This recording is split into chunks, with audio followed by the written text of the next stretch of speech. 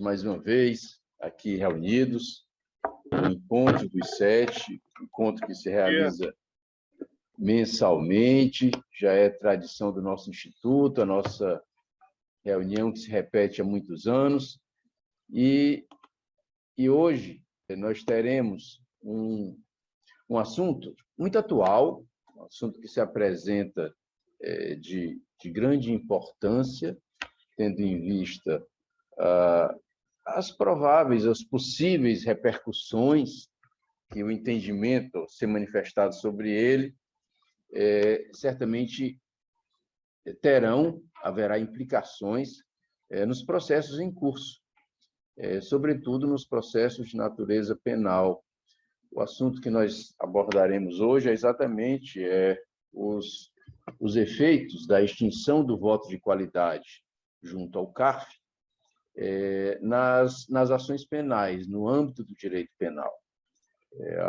Haveria ou não haveria algum efeito? Haveria ou não haveria a aplicação, inclusive, retroativa dessa mudança na sistemática de decisão do CARF no âmbito dos processos penais?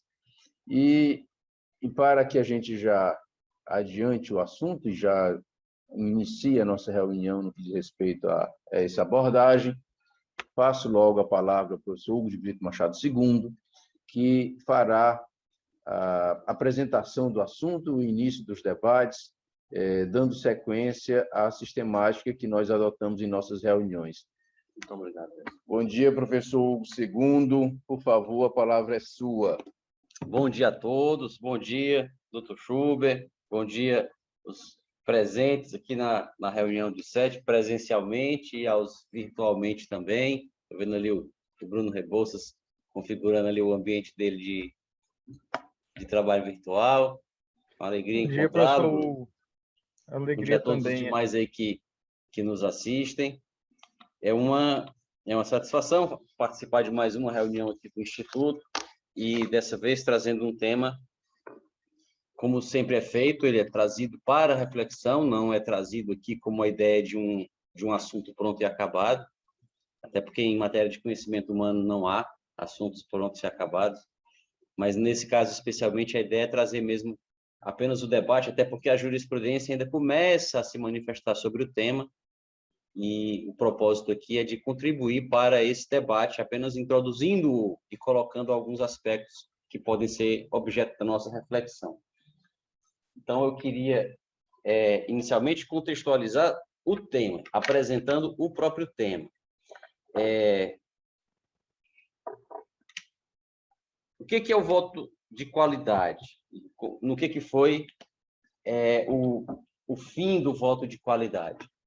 Os julgamentos administrativos, tributários, eles são feitos, no caso, a maior parte dos estados, e no que mais de perto nos interessa, no âmbito federal, ele é feito por órgãos de controle interno da legalidade do julgamento. Então, é a própria administração pública que, dentro da ideia de autocontrole, que decorre da legalidade, o princípio da legalidade impõe à administração apenas cumprir atos, ou apenas praticar atos de acordo com a lei, mas como o direito é um dever ser, pode acontecer de serem praticados atos em desconformidade com a lei. E, nesse caso, a legalidade impõe à administração que os corrija. Então, o princípio da legalidade tem esse duplo efeito, o de vedar a prática de atos ilegais e o de impor a correção desses atos se eles eventualmente vierem a ser praticados. E é isso que se faz no processo administrativo, é um processo de autocontrole, é um controle interno, portanto, da legalidade da administração. E, na segunda instância, os julgamentos feitos em segundo grau administrativo, eles invariavelmente se dão em órgãos que são colegiados. É o caso da Receita Federal do Brasil, cujos os lançamentos tributários e as recusas de homologação de compensações, elas são objeto de julgamento em segunda instância por um órgão colegiado, que é o Conselho Administrativo de Recursos Fiscais, o CARF, que se chamava, antes da Lei 11.941 de 2009, se chamava Conselho de Contribuintes. Então, no CARF, os julgamentos colegiados são feitos por órgãos que são paritários. Metade de indicados pela administração fazendária, que são servidores públicos de carreira, e a outra metade de pessoas que são indicadas pelas entidades representativas de setores da economia. Então, as entidades que representam setores da economia, setores que representam os contribuintes, elas indicam pessoas para que no CARF atuem. Se costuma dizer que esses julgadores são representantes do fisco, representantes dos contribuintes, mas essa talvez não seja uma terminologia adequada. Eles são julgadores, e lá dentro eles são, ou deveriam ser, tratados da mesma forma. Do mesmo jeito que nós temos nos tribunais ministros ou desembargadores que são oriundos do Quinto Constitucional, ou que são, portanto, oriundos da advocacia ou do Ministério Público, ou juízes de carreira, e nem por isso se diz que ali dentro eles estão representando a OAB, representando o MP, representando a magistratura de carreira. Isso até se verifica, às vezes, com um certo ranço que eles mantêm por mais ou menos tempo, por conta da formação que eles tiveram, mas eles não estão ali representando esses órgãos. Então, a mesma ideia deveria ser refletida para os conselheiros do CARF. Mas o que importa é que, quando há empate, já que os órgãos são paritários, são colegiados, o julgamento se dá pela maioria. Quando há empate, não sendo unânime a decisão, portanto, havendo maioria de votos, mas não se estabelecendo propriamente uma maioria, porque se deu o empate, se coloca a questão de saber o que deve acontecer. No âmbito dos estados, é o caso, por exemplo, do estado do Ceará, o presidente vota. Mas aí reside uma diferença entre o voto de desempate e o voto de qualidade, que existia no CARF. Porque o presidente votava apenas e tão somente se houvesse empate. Se não houvesse empate, o presidente apenas conduzia a sessão, mas ele não emitia, ou pelo menos não deveria emitir, juízo de valor quanto ao que estava sendo julgado. Ele passava a palavra ao relator, depois passava a palavra ao advogado do contribuinte, depois passava a palavra ao procurador do Estado, depois passava a palavra aos demais conselheiros para que votassem, e assim ia conduzindo a sessão. Se houvesse empate, ele votaria, e votaria como todo mundo, só uma vez. No caso do CARF, não. No caso do CARF, no caso do voto de qualidade, que foi extinto pela Lei 13.988, de 2020, no caso do CARF, o presidente sempre vota, porque a composição se faz par com ele, diferentemente dos estados, no caso do estado do Ceará, em que a composição é par, e se faz ímpar com o presidente, que só vota no caso de empate. Então, no caso do CARF, a composição é par, e o presidente sempre vota. Só que se houver empate, ele vota uma segunda vez. O que é uma ficção, esse segundo voto, porque é óbvio que ele não iria votar uma segunda vez de maneira diferente da primeira. Então, o que se dá de fato, o que se dava de fato, era um voto com peso duplo, quebrando a ideia do uma pessoa, um voto, dando a um julgador mais poder ou mais relevância do que a todos os outros, porque o voto dele vale pelo voto de dois. Então, não era raro, no âmbito do CARF, que o contribuinte estivesse vencendo um julgamento, com o último voto, que era o voto do presidente, se estabelecia um empate, e até então o contribuinte vencia a questão, mas com o voto do presidente se dava o empate, e o próprio presidente desempatava, então, para o lado do fisco. Lembrando que os presidentes dos órgãos colegiados do CARF são sempre aqueles julgadores indicados pela Fazenda Pública naquela composição paritária que mencionei no início. E foi esse voto de qualidade que acabou. Esse voto de qualidade foi abolido pela Lei 13.988 de 2020. É uma lei oriunda de uma medida provisória.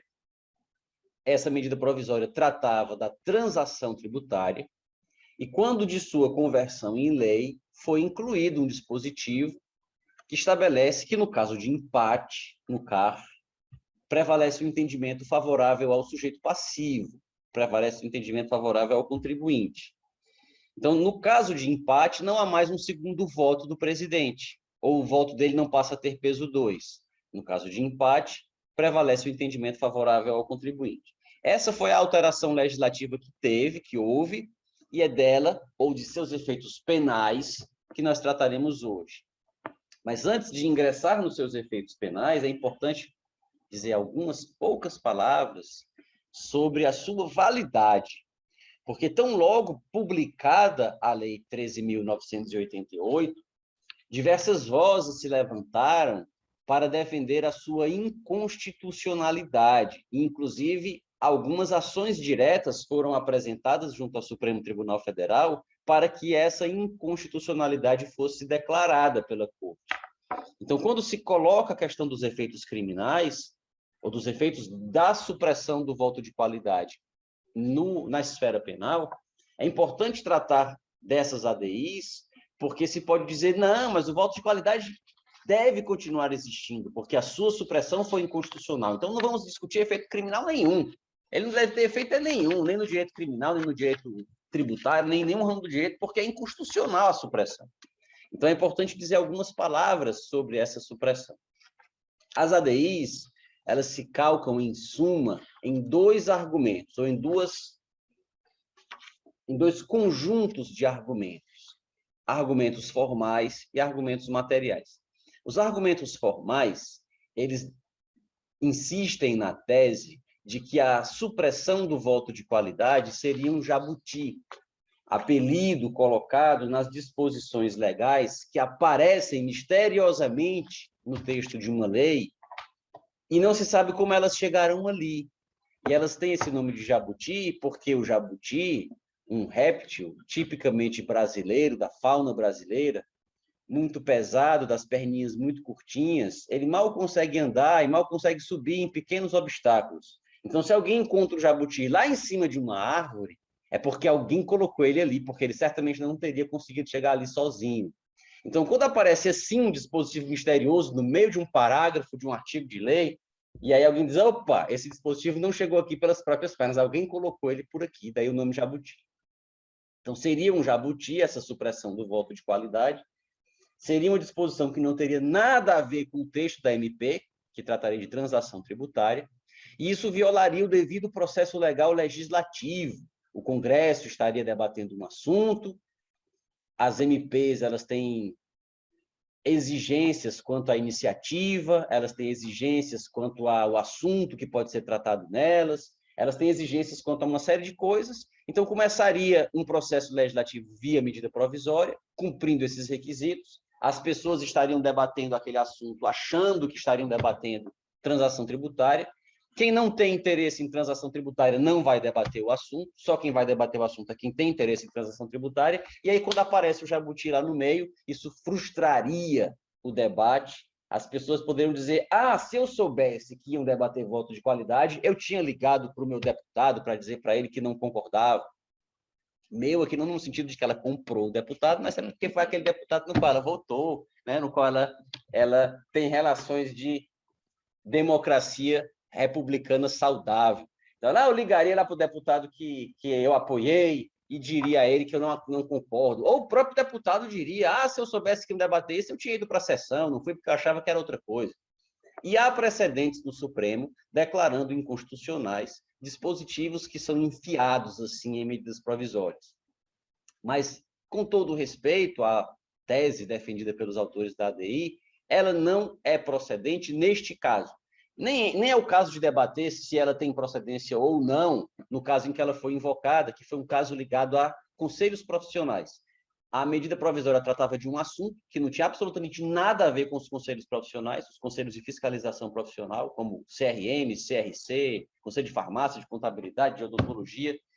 Ela tratava de outro assunto e enfiaram nela um dispositivo que afetava diretamente os conselhos, e os conselhos falaram, opa, se a gente soubesse que iam debater isso, a gente tinha se mobilizado. E a MP realmente tratava de um assunto completamente diferente. Não é o caso do fim do voto de qualidade, porque a MP tratava de um assunto tributário ligado à solução extrajudicial de conflitos, ligado à redução da litigiosidade judicial, ligado a acordo, ligado a não cobrar crédito que não se sabe se é devido ou não, e a transação ela reside e repousa nisso. Então, a MP tratava disso, e o artigo que foi inserido trata disso também, que é o fim do voto de qualidade, que é processo administrativo, que é forma extrajudicial de solução de litígio, que é desjudicialização dos conflitos, que é como tratar questões de validade duvidosa, que é o caso também de um empate. Então, a inclusão tem perfeita pertinência com a matéria tratada na MP, e não só isso, diferentemente de um conselho profissional que não participa do processo legislativo, o Poder Executivo participa diretamente. Então, se o presidente quisesse, se a Receita Federal quisesse, tendo visto lá o jabuti que foi colocado, se fosse de fato um jabuti, que vimos que não é, bastaria ter vetado, coisa que os conselhos de fiscalização profissional não poderiam fazer, daí teriam entrado com a ADI depois. Então, a situação é completamente diferente e os precedentes que o STF tem a respeito disso simplesmente não se aplicam ao fim do voto de qualidade. Quanto aos argumentos materiais, eles são ainda mais improcedentes, eles se fundam no interesse público, basicamente as ADIs invocam isso, que não seria do interesse público acabar com o voto de qualidade. E, na verdade, o que eu acho que o público não quer é que se cobrem quantias que o próprio fisco não tem certeza se são devidas ou não. E o empate é uma manifestação objetiva dessa dúvida.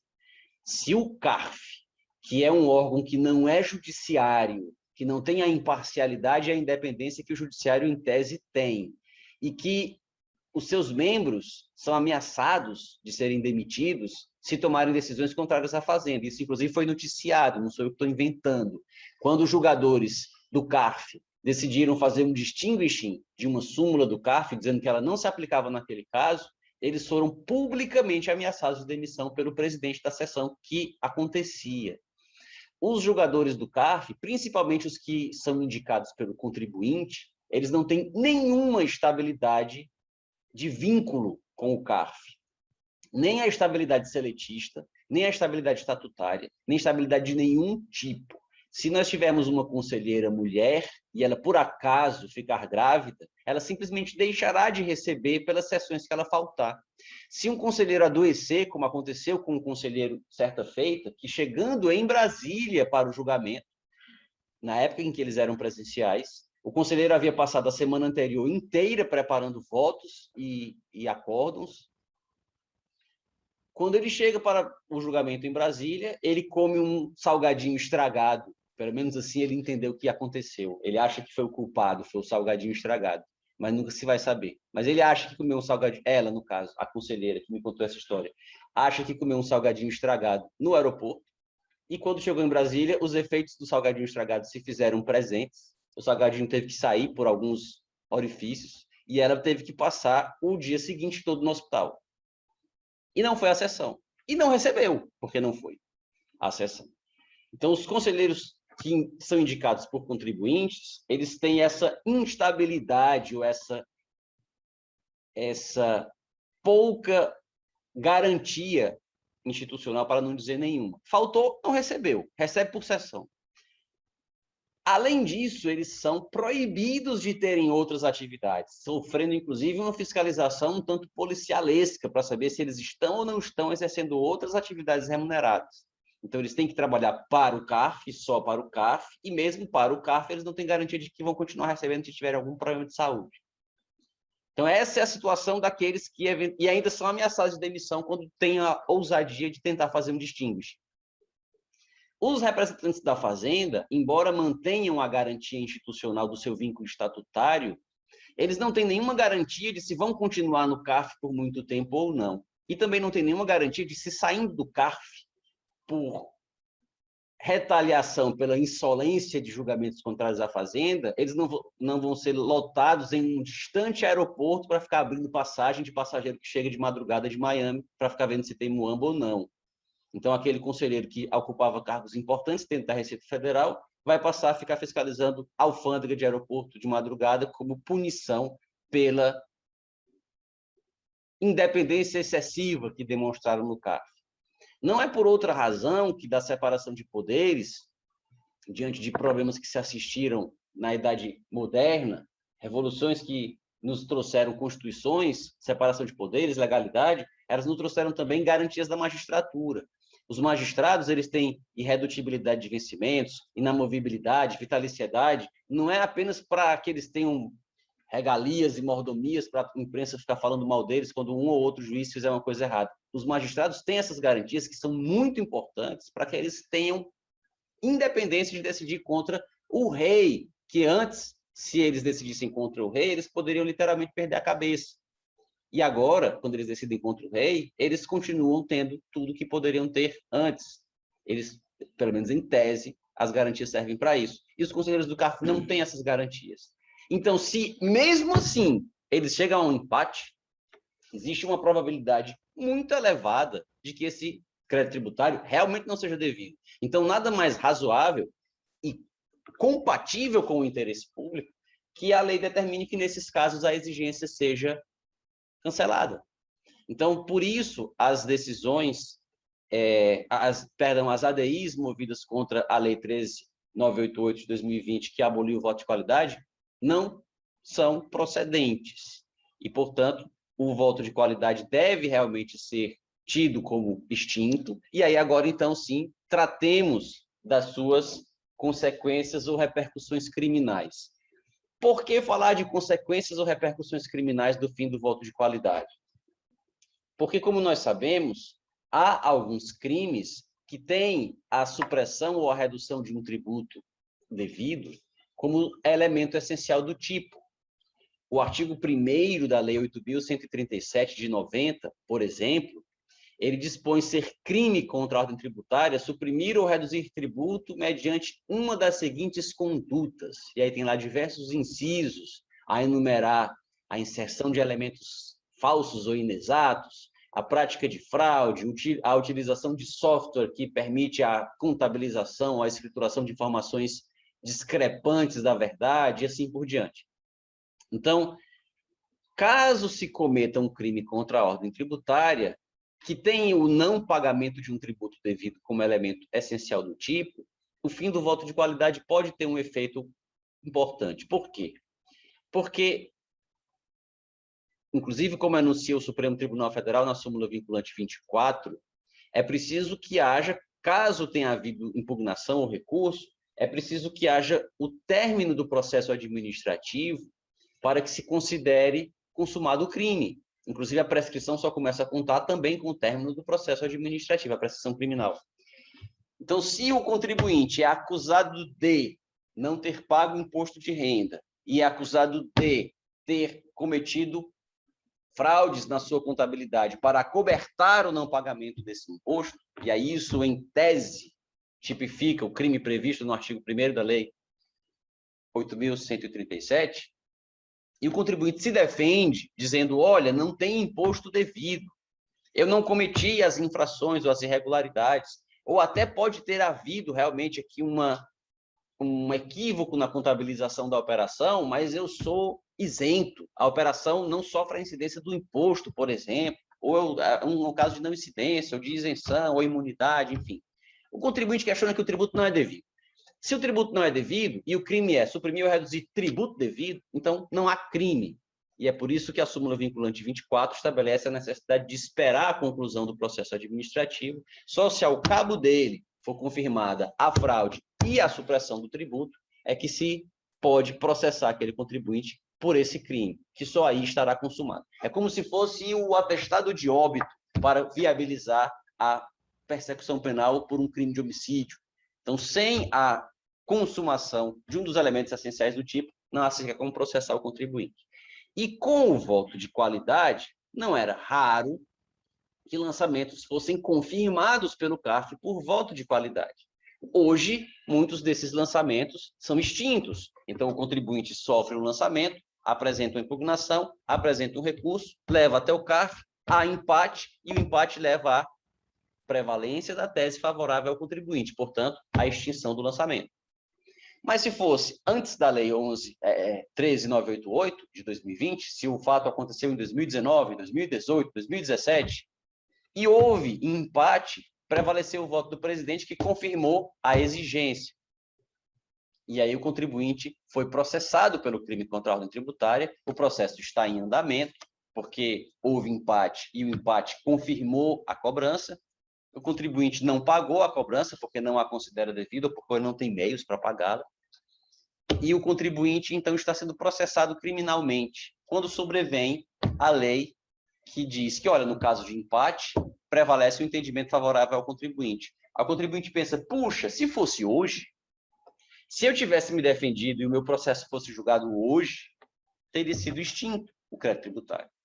Com a extinção do crédito tributário, aplicando a súmula vinculante 24, eu nem processado teria sido, nem crime eu teria cometido. Qual teria sido o crime? Porque não teria tributo devido, o tributo não existiria, a relação tributária não existiria, porque o lançamento teria sido extinto. Mas, como o meu processo foi julgado em 2017, aqui estou eu respondendo pelo crime. Então, é dessa consequência, nesse tipo de situação que se trata aqui hoje, porque a Constituição Federal de 88 estabelece, no artigo 5º, que a lei penal não retroagirá, salvo para beneficiar o réu. E aí alguém pode dizer, sim, é verdade.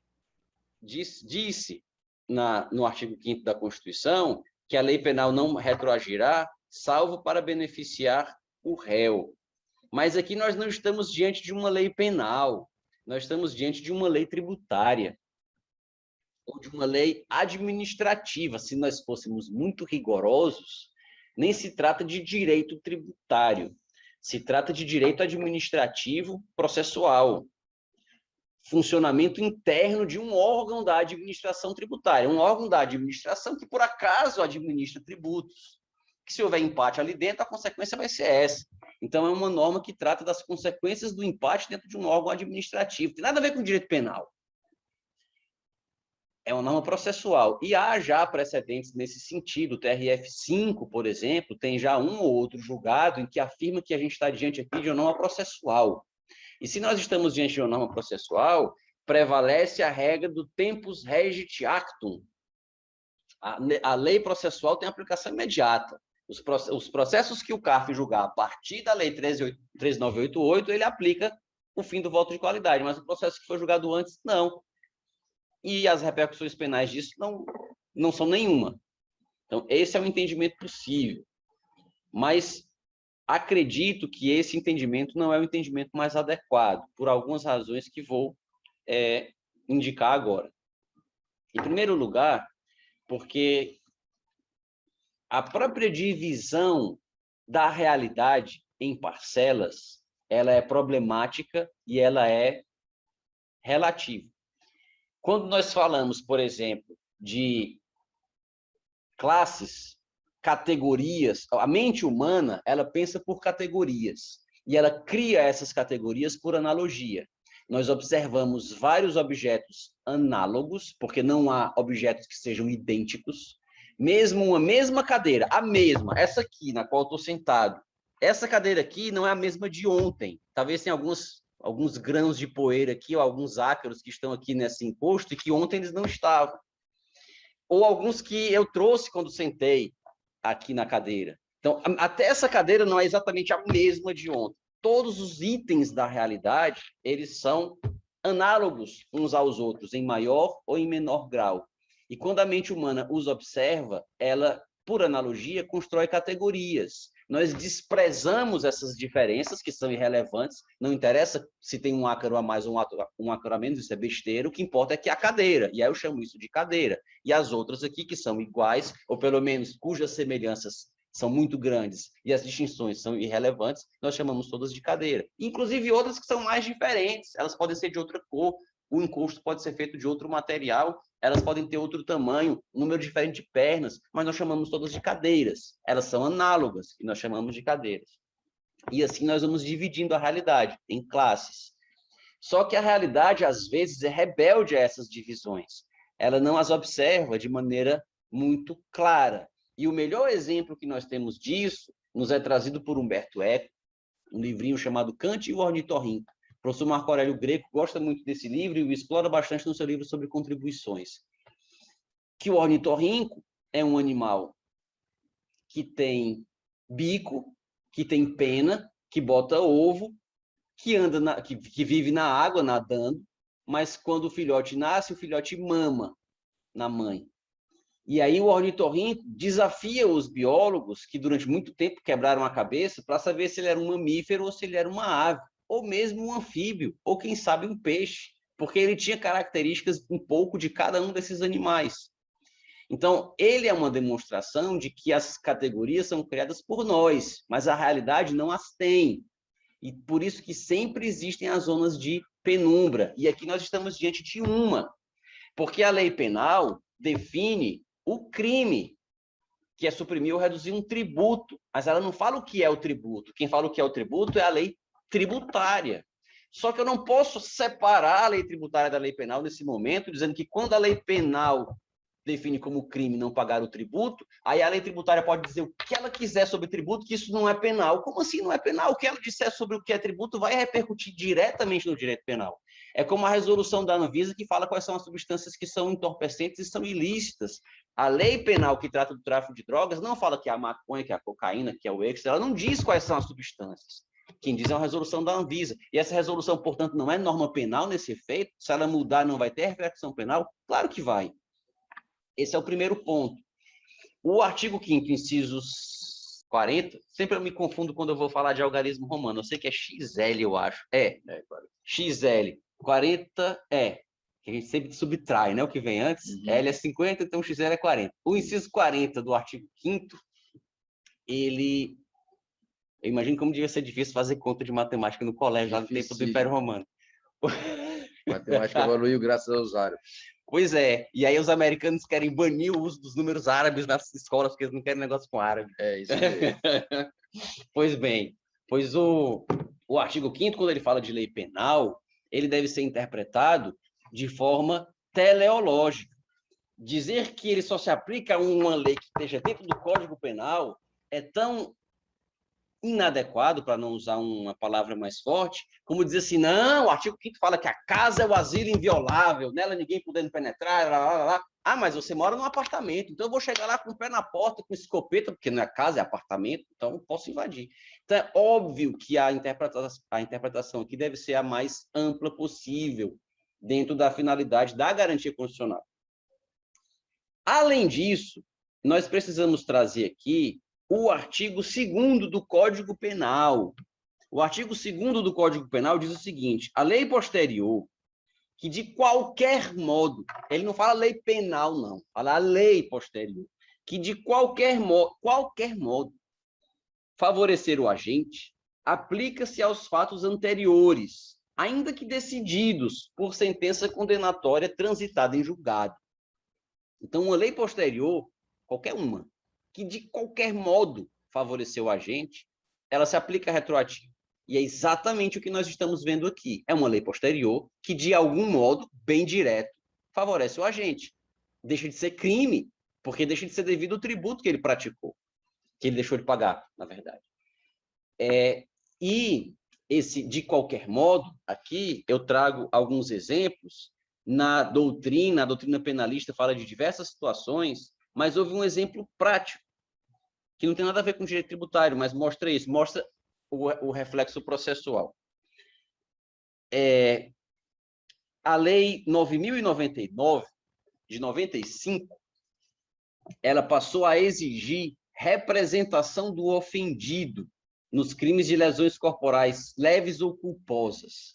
Então, se há representação, se há lesão corporal leve ou se há lesão corporal culposa, só pode haver a ação penal se houver a representação do ofendido. Sem representação do ofendido, não pode haver ação penal. Só que isso apenas a partir da Lei 9.099 de 95.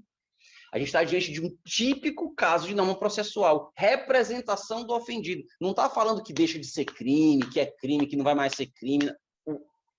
No caso do voto de qualidade, a gente está diante de uma situação, como eu disse, falando do ornitorrinco, que realmente é uma situação de penumbra. Não é uma norma meramente processual, porque é uma norma que vai tratar de um efeito direto sobre o direito material. O tributo não é devido. Então, não é direito processual, não. É direito material. O tributo não é devido. Direito material tributário e direito material penal, porque se o tributo não é devido, não tem crime de suprimir tributo. Bati no microfone aqui, deve fazer um barulho alto na gravação. No caso da Lei 9.099, não. Evidentemente, é uma norma processual. Representação do ofendido. Vai continuar sendo crime ou não, não interessa. Apenas se exige procedimentalmente um ato a mais, que é a representação do ofendido, para que possa haver a persecução penal. E o STJ, o judiciário como um todo, passou a fazer com que os processos que estavam em curso por lesões corporais leves ou culposas anteriores a 95, sem representação do ofendido, o ofendido não fez nada, mas se soube lá da lesão corporal culposa e tal, houve a ação penal. Os processos pararam, os ofendidos foram intimados a se manifestar para que eles dissessem se teriam feito a representação ou não, se queriam ou não que aquele processo prosseguisse. E, salvo naqueles casos em que a representação foi feita, não, eu quero, se fosse para representar, eu tinha representado, está aqui, quero que o processo mesmo me dê uns tapas, eu não queria, etc. Só nesses casos os processos continuaram. Nos outros, em que os ofendidos não manifestaram a intenção de que a persecução penal acontecesse, os processos foram arquivados. Então, se assim foi decidido nesse caso, com muito mais razão ainda deve ser em relação ao voto de qualidade. Se o tributo não é devido, não há nenhuma razão para que se processe e pune o contribuinte que não o pagou. Ah, mas o tributo é devido, a lei penal vai retroagir só em matéria, a lei tributária que extingue o voto de qualidade retroage só em matéria penal, não em matéria tributária. O tributo ele ainda vai ter que pagar. Mas ainda assim, ainda que não haja retroação no campo do direito material tributário, para que o tributo não seja mais devido, o tributo pode até ainda ser cobrado, mas no caso do direito penal, a persecução penal não será mais justificável. Mas são apenas algumas considerações que faço aqui para trazer o assunto ao debate. Como eu disse, o tema é bastante controverso, desde a validade da supressão do voto de qualidade até a sua repercussão criminal, por ser uma norma meramente processual, tudo isso aqui está permeado de controvérsias, há muitos argumentos em contrário aos que eu apresentei, e eu procurei trazê-los também, trazendo tantos argumentos em um sentido, como depois colocando os que são levantados em outro. Agradeço mais uma vez ao Instituto Cearense de Estudos Tributários pela oportunidade, pela chance de estar aqui com todos debatendo esse assunto, e estou ansioso para ouvir o Dr. Chub, ouvir todos os presentes sobre esse assunto. Muito obrigado. Bom, a fala do professor Hugo II já disse tudo sobre o assunto, né? Ele já abordou com toda a propriedade, trazendo todos os detalhes que cercam essa questão, essa polêmica estabelecida. Mas eu posso colocar apenas algumas questões assim complementares para que a gente aprofunde um pouco mais a reflexão e possa realizar os nossos debates também a partir daí. A primeira colocação é a cobrança tributária. Como que o tributo é cobrado no Brasil? Quais os instrumentos de cobrança desse tributo e aonde se encaixa a persecução penal como instrumento de cobrança tributária? Então, a primeira análise é aí, usar a ação penal ou transformar o digno representante do Ministério Público em cobrador de tributo seria algo razoável, seria algo desejável, seria algo que iria tornar o nosso ordenamento jurídico melhor, mais próximo de uma noção de justiça? Então, essa é a primeira pergunta que se faz, porque a partir daí nós vamos poder adotar uma postura prévia de interpretação da lei. Então, se eu já vou interpretar a lei com a premissa de que a ação penal é necessária, é uma fortaleza, o fiscal tem o poder de considerar uma determinada infração tributária como fraudulenta e, a partir dali, se iniciar uma persecução penal depois do julgamento administrativo, ou não? Ou isso seria algo a ser repensado, algo a ser minimizado, algo a ser temperado pelo intérprete? Essa é a primeira colocação. A segunda é o próprio voto de qualidade. A lei aboliu o voto de qualidade. Mas será que antes dessa lei, esse voto de qualidade era válido? Será que a lei não simplesmente veio reconhecer uma situação jurídica que já deveria ter sido admitida antes, inclusive, se não por lei, mas pela jurisprudência que decide esses assuntos? Aquele princípio geral orientador do direito penal, eu diria, do direito punitivo, do direito sancionador, esse princípio geral do indúbio pro réu, ele sozinho já nos daria substância, já nos daria fundamento para dizer, quando há empate, está caracterizada de forma induvidosa a dúvida. Então, assim, se há empate, se são 8 conselheiros, 4 disseram que sim, 4 disseram que não, nós temos uma dúvida. E, diante dessa dúvida, nós estamos prontos para aplicar o princípio constitucional do indúbio pro réu. E, aplicando esse princípio, nós iríamos necessariamente ter que escolher pela absolvição ou pela não punição daquele sujeito, do contribuinte, do cidadão, que está sendo acusado da prática de um delito, da prática de uma infração. Então, a exclusão das multas administrativas já seria um efeito, e muito mais a exclusão de qualquer tipo de repercussão na área penal, no âmbito penal. Então, o empate, mesmo antes da lei, já deveria, em razão dessa questão principiológica mais ampla, a partir da dúvida, afastar qualquer punibilidade aplicada ao cidadão em razão do caso concreto. E trago agora, para reforçar os exemplos que o professor Segundo já colocou, 3 outros exemplos. Um primeiro, direto e específico, que tem sido, inclusive, muito referida, embora muito sumária a decisão, mas é uma decisão já proferida com relação a esse assunto específico, em que uma juíza de direito do estado de São Paulo, na comarca de Mogi-mirim, aplicou esse raciocínio, essa interpretação de que o voto de qualidade, deixando de considerar devido o tributo no passado, se ele, uma vez aplicado ao passado, a extinção do voto de qualidade aplicada ao passado, ela iria necessariamente extinguir também a punibilidade no presente, em razão dessa aplicação retroativa. E considerou abolida a punibilidade e absolveu um determinado contribuinte que estava sendo acusado da prática de um crime tributário, porque a decisão administrativa que deu origem à ação penal, ela foi tomada por voto de qualidade. Então, uma vez aplicada a legislação atual, o sentido seria oposto, e, sendo oposto, não haveria crime, porque não há tributo devido, como muito bem já pontuou o professor Hugo II. E tem um outro exemplo, esse bem recente, e muito semelhante a esse que o professor II colocou, quando ele se referiu à questão da necessidade de representação pelo crime de lesão corporal. Diz respeito a estelionato, e uma mudança na lei penal, no chamado pacote anticrime, colocou uma condição de procedibilidade para o crime de estelionato, e disse que o crime de estelionato só se configura se houver representação da vítima. Então, a vítima precisa dizer: eu estou me sentindo lesada, eu quero que realmente a persecução penal tenha seguimento. E, num caso concreto, o réu trouxe aos autos um acordo que ele fez com a vítima. E a vítima disse: eu não vou representá-lo, eu já estou sendo indenizada, você está me devolvendo o carro que você me tirou a partir do ato considerado como criminoso.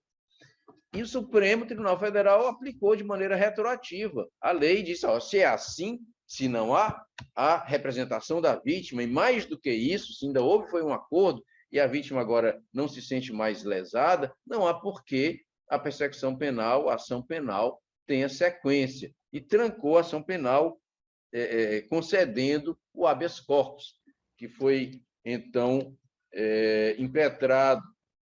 Precisou chegar no Supremo, mas, chegando lá, conseguiu. O contribuinte conseguiu, o cidadão conseguiu. E um outro exemplo, esse um pouco mais antigo, também do Supremo Tribunal Federal, e também um habeas corpus, com a aplicação do princípio da retroatividade da norma mais benéfica, diz respeito ao limite para a caracterização do descaminho. Existe um limite em valores, em reais, e esse limite foi aumentado. Ora, como o limite foi aumentado por uma lei posterior, aquele anterior que estava sendo acusado de crime pelo limite antigo não era mais criminoso. O limite agora é outro. Então, se o fato tivesse acontecido agora, igualzinho, com as mesmas mercadorias, com tudo igual, os mesmos valores, tivesse acontecido agora, ele não seria sequer motivo de apuração, porque nem crime seria. Ora, então, o Supremo também aplicou de maneira retroativa, e esses limites, aí vem um detalhe, esses limites não estavam na lei. A lei simplesmente prevê o que é o descaminho, mas os limites são estabelecidos por portarias administrativas. Então, mais uma vez aqui a questão, uma lei penal que a gente chama de lei penal em branco, que trata de um tipo penal, mas que o conteúdo desse tipo não está na própria lei, ela se vale de normas, muitas vezes infralegais, ou então em outras leis, para que ficasse caracterizado. E nesse caso específico, o Supremo também concedeu habeas corpus, aplicou também esse mesmo raciocínio, indicando o mesmo dispositivo, o inciso do artigo 5º da retroatividade da lei penal, por conta dessa alteração no limite, que caracterizaria, e aplicou também o princípio da insignificância como complemento. E, por último, aqui, como observação, eu coloco também reforçando a posição que o professor Hugo II deixou muito clara e muito acertada aqui, a questão do jabuti.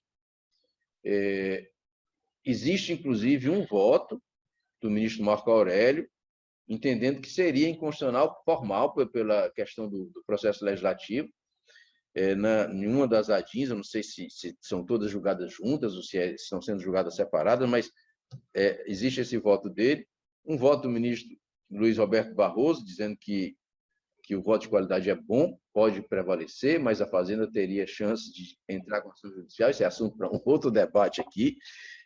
Mas o que eu tenho a acrescentar é assim, o debate parlamentar existiu.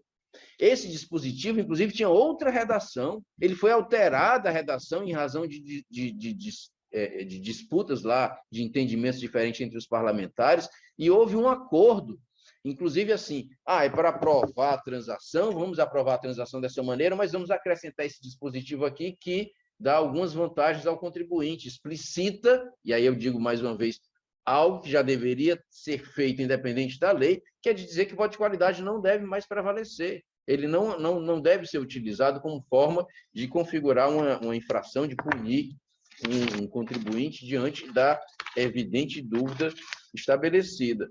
Então, não há de se falar de jabuti. Foi um assunto discutido, debatido, incluído na medida provisória para sua conversão em lei, de forma explícita, transparente, sem nenhuma ocultação, sem nenhuma surpresa.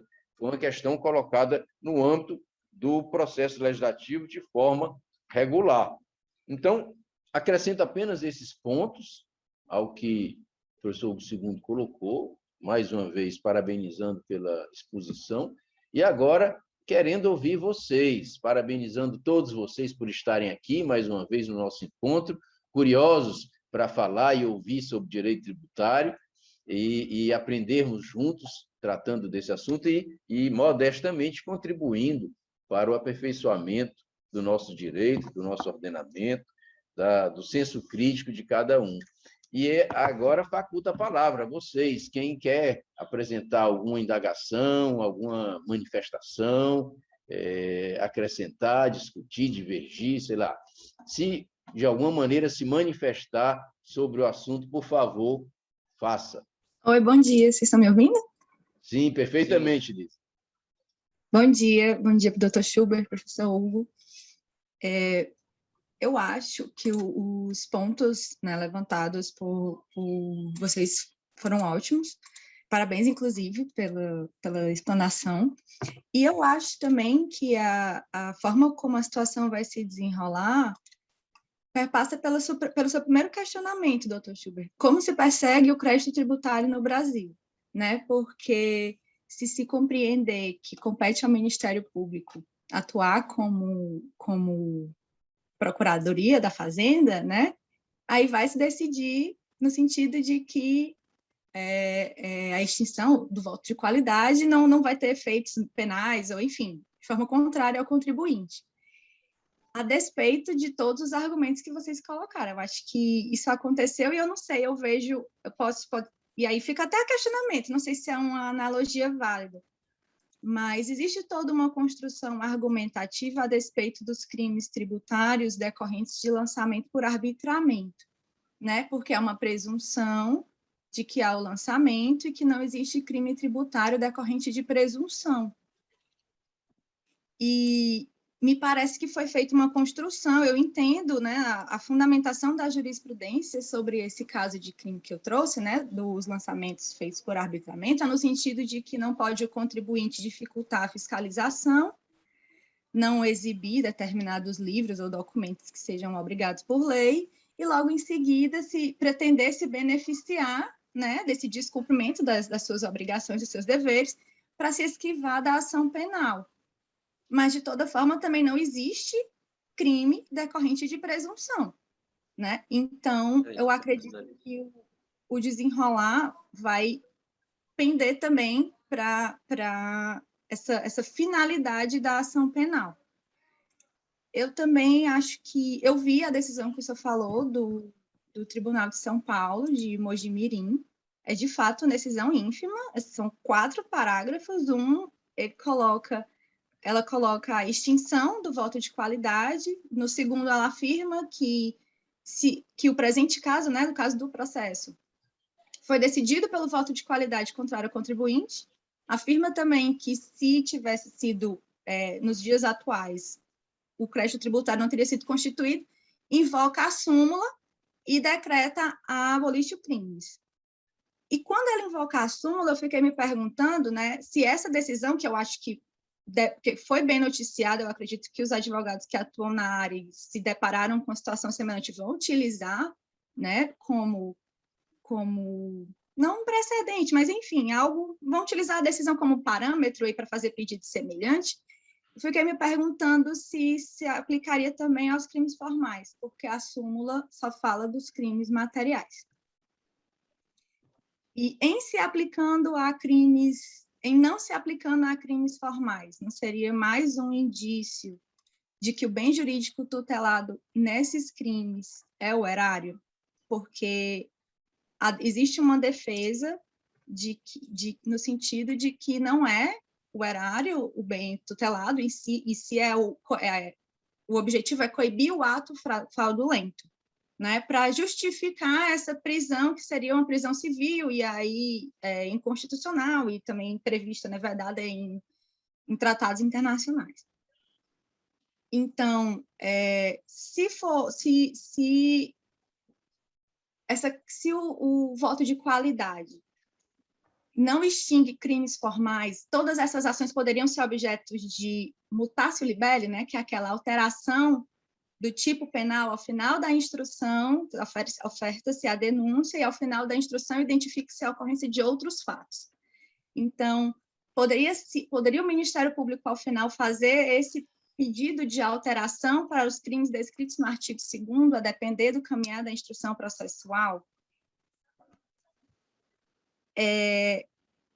Foram essas minhas reflexões, eu acho que eu muito mais questionei do que contribuí objetivamente, mas é isso, gostaria de ouvi-los. Obrigada. Então, passa. Excelentes provocações, Liz, muito boas mesmo. Começando pela questão da presunção e do arbitramento. Você tocou num ponto muito sensível e muito rico para ser explorado em seus múltiplos desdobramentos. Pelo seguinte: realmente, ao fazer o lançamento, sobretudo no âmbito do lançamento por homologação, muitas das informações são apresentadas pelo sujeito passivo. Então, é o sujeito passivo que traz os relatos sobre a ocorrência de fatos. E esses relatos sobre a ocorrência de fatos podem ser verdadeiros ou falsos, e aí, por isso, eles precisam ser comprovados. Então, quando o contribuinte faz a sua declaração de bens e rendimentos e diz que pagou tantos R$1.000 pela escola do filho, ele tem que provar o que pagou pela escola do filho. Ele diz que pagou tantos R$1.000 de plano de saúde, ele tem que provar que pagou aquilo para o plano de saúde. Contratou um médico, fez um procedimento cirúrgico e tal, ele tem que ter a prova de tudo isso. Isso é uma coisa. Se o contribuinte não tem esses elementos, se o contribuinte sequer fez as declarações, ele pode ser sujeito a um arbitramento. Então, se uma fiscalização chega numa empresa, diz, cadê a contabilidade? Ah, o hacker apagou tudo, o cachorrinho comeu, o meu irmãozinho fez xixi em cima, derramou café, apagou. Ele vai fazer um arbitramento. Mas uma coisa é o contribuinte não provar as afirmações que fez e, por isso, essas afirmações serem afastadas pelo fisco. Outra coisa bem diferente é se provar que essas afirmações do contribuinte são fraudulentas. Existe uma diferença muito grande em ele não conseguiu provar que falava a verdade e dizer, ele está falando uma mentira e eu tenho como provar isso. Quando alguém é absolvido por falta de provas, isso não significa que ele foi provado como inocente. Então, absolver por falta de prova significa, eu não sei, então eu vou preferir deixar solto. Então, no caso das presunções em matéria tributária, muitas delas, elas residem nesse ponto. Então, se o contribuinte não comprovou ou as comprovações que ele trouxe não eram dignas de fé, os fatos que ele declarou, o fisco desconsidera e considera que os fatos foram de outro modo. Mas daí a dizer que está provado que o contribuinte fraudou, existe uma distância imensa. Então, se você chega numa festa e conta uma história, eu não sei se é verdade ou não, vou preferir não acreditar. Isso é uma coisa, pode ser verdade, mas eu vou achar melhor não acreditar porque eu não sei. É muito diferente de eu dizer assim, eu tenho certeza que ela está mentindo. É só nesse segundo caso que eu posso falar de crime tributário. Mas o fisco tem muitas vezes feito essa confusão que você falou. Então, o contribuinte... Eu soube de um caso em que os documentos foram extraviados. Os documentos da empresa foram extraviados por um temporal. Houve um temporal, desses temporais que, vez por outra, assolam o Rio de Janeiro, geralmente no começo do ano. A gente volta das festas de Réveillon, aí quando liga o jornal, são os deslizamentos lá nos morros do Rio de Janeiro e as tragédias por conta das chuvas. Vez por outra isso acontece. Num desses temporais, destruiu-se a sede de uma empresa e, junto com ela, a contabilidade de determinado exercício. A fiscalização depois apareceu e disse, cadê as comprovações dos lançamentos contábeis desse exercício aqui? A empresa falou, não tem, está aqui o temporal destruiu, estava tudo comprovado, corpo de bombeiro, etc., tudo comprovado que o temporal tinha destruído. O temporal destruído, beleza, vamos fazer um arbitramento. Até aí, tudo bem. Não tem o documento, vai fazer o arbitramento. E também teve crime contra a ordem tributária, porque você omitiu aqui as informações. Ele não omitiu as informações, coisa nenhuma, ele não tinha os documentos. Então, digamos que na minha declaração de imposto de renda, eu ponho que fui a um médico no ano passado. Ponho o CPF do médico, ponho lá o valor da consulta, declaro tudo bem direitinho. Depois eu caio na malha fina, e o fiscal diz, cadê o recibo do médico? Eu vou procurar e não encontro. Minha funcionária fez uma faxina no meu escritório e jogou fora. Vou responder por um crime por causa disso? É porque você declarou que foi para o médico e não tem a prova agora de que foi para o médico, então isso aqui é crime. Não é crime. No máximo, vai poder ser glosada aquela despesa e o fisco me cobra o tributo, presumindo que eu não tive a despesa. Mas daí a dizer que eu cometi um crime ao declarar é uma distância muito grande. Agora, a relação, Lise, entre presunção e crime em matéria tributária ainda está para ser suficientemente esclarecida pela doutrina. Porque existem várias situações em que o lançamento se calca em presunções, e eu não estou falando de um contribuinte não provar, de não provar, são situações em que realmente a legislação autoriza lançamentos com base em presunções, e as presunções são aceitas no plano cível, porque o estándar probatório é menos exigente. E quando a questão chega no plano criminal, o que nós assistimos na prática é uma inversão do ônus da prova, pura e simples. Então, existem alguns fatos que geram a presunção de omissão de receita. Existem alguns fatos que geram a presunção de omissão de saídas em matéria de CMS. O fisco não sabe se houve omissão de receita, mas ele presume, e isso inverte o ônus da prova. Estourou o caixa. Estouro de caixa, presunção de omissão de receita. Pode ser que não tenha havido omissão de receita. Prove aí, contribuinte, que não teve. Se o contribuinte não provar, ele vai ser autuado. Depósitos bancários de origem não identificada. Presume-se que são rendimentos omitidos. Pode ser que não seja. Pode ser que o contribuinte tenha recebido um dinheiro na conta dele que ele transferiu de uma conta para outra. Pode ter sido uma pessoa que pediu para ele comprar uma coisa para ela depositou o dinheiro na conta do contribuinte para o contribuinte poder pagar. Tem um mestre de obras fazendo uma reforma na minha casa e ele teve que comprar lá um material que eu não tinha comprado. Aí ele disse, doutor, eu compro, depois o senhor me reembolsa. Aí ele foi no depósito, comprou o material, me trouxe as notas, eu fiz o Pix para ele. Aí depois vão pegar, isso aqui foi uma omissão de rendimentos e tal. Não foi, eu estava reembolsando uma compra que ele fez para mim, porque eu tinha que vir aqui para a reunião dos 7 e não podia ir para o depósito comprar tijolo. E, no entanto, se não se conseguir fazer essa prova, ele vai ser autuado lá com base no artigo 44, eu acho, da Lei 9.430. Omissão de rendimento. Isso no plano tributário é admissível, o Supremo, inclusive, recentemente considerou válido esse dispositivo. Agora, se esse assunto reflete para o campo criminal, vai ter iniciado uma ação penal contra ele, ele vai ser condenado porque não pagou esse imposto, e o processo penal já começa ele tendo que provar a inocência dele, porque a presunção tributária gera também a presunção penal, e ele vai ter que provar que não é criminoso. Então, isso gera problemas muito sérios. Muitas vezes, a fiscalização do imposto de renda presume omissão de receita porque o contribuinte usou uma nota fiscal de uma empresa que foi declarada inidônea. Aí o contribuinte fala, mas eu comprei, eu tenho como provar, conte o meu estoque, veja que as mercadorias estão ali. Não, você não tem como provar não, etc. Eu vou lhe autuar. E a questão depois chega no campo criminal e ele tem que provar na ação penal que não teve a despesa. Esse é um ponto ainda a ser esclarecido. Particularmente, me parece que a presunção que autoriza a cobrança civil não pode ser amparada também no campo criminal, mas não se tem feito essa distinção. Você perguntou também, Liz, se aplica ao crime formal. Eu acho que depende do crime e depende do empate. Se o contribuinte está sendo acusado de ter usado o documento errado e a divergência que se coloca no CARF é de que ele não usou o documento errado, o documento era o documento certo. Ele está sendo acusado de usar um software que adulterava as informações, e a divergência no CARF é de que o software dele não adulterava as informações. Ele está sendo acusado... Enfim, se ele sofreu um auto de infração que tem o crime formal como... tem a conduta que se enquadra no crime formal como um dos elementos que está lá indicado no auto de infração, e é em torno disso que se estabelece o empate, a aplicação é exatamente do mesmo modo. Não depende de ter tributo devido ou não. Pode ser uma multa pelo o não cumprimento da obrigação acessória que está motivando a aplicação lá do artigo 2º, né, da lei, e não do artigo 1º. Com relação ao bem jurídico ser protegido, se é o erário. Quando a gente estabelece que o pagamento extingue a punibilidade, acho que escancara que o bem jurídico protegido é o erário e que o tributo aqui é usado como mero instrumento... O tributo não, a ação penal é usada como mero instrumento de cobrança mesmo. Mas, pelo menos na teoria, se diz que não. Até porque existe também o crime contra a ordem tributária praticado pelo servidor público.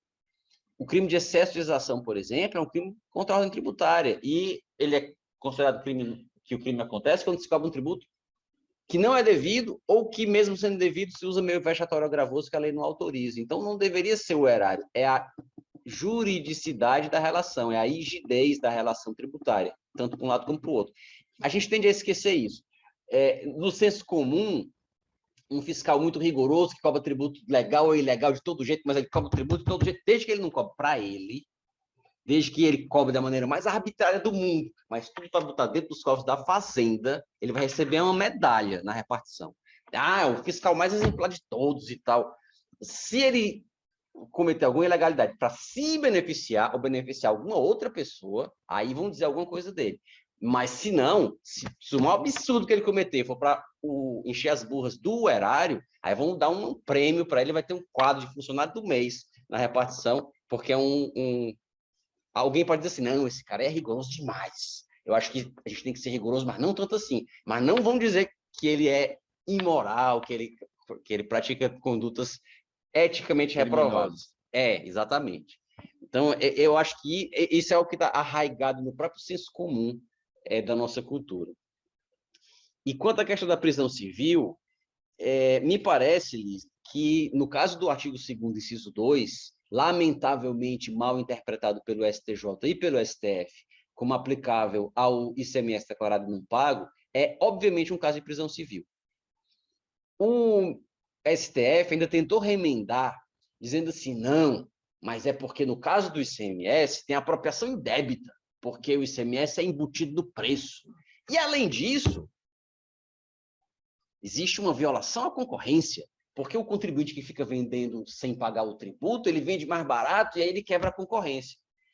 Toda vez que eu leio essa ementa, eu esfrego assim meus olhos e leio de novo, e penso assim, será que eu estou sonhando? Que eu estou dentro de um Matrix maluco? Será que sou só eu que vejo isso? Ninguém vê isso?